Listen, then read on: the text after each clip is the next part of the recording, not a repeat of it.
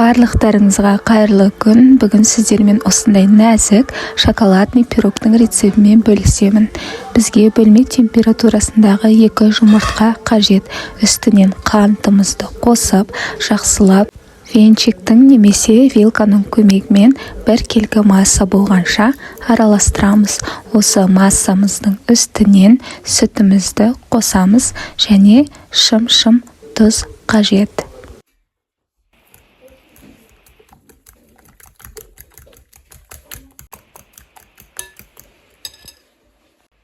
Осы араласқан массамызға құрғақ қоспаларды қосамыз.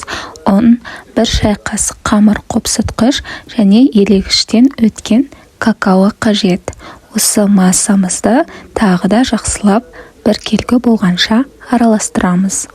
Духовканы 180 градусқа қыздырып қойыңыздар. Менде форманың көлемі 22 сантиметр. Міне массамыз 1 келі болды. Үстінен сұйық майымызды қосып, тағы да жақсылап араластырасыздар. Пирог шамамен 30-35 минутта дайын болады. Осы пирогымыз дайын болғанша заварной кремді жасасаңыздар болады. Негізі кремсіз жасауға да болады.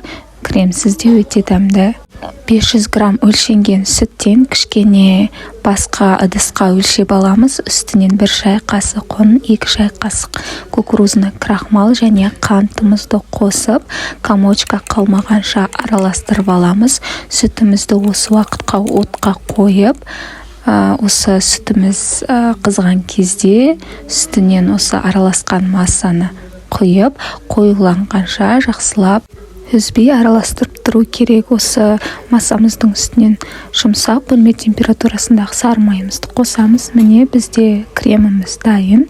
Піскен пирогымыздың үстіне сүтті құйып, пропитка жасаймыз және үстінен дайын болған заварной кремді құямыз. Бізде пирог ең аз дегенде холодильникте 2 сағат тұруы қажет.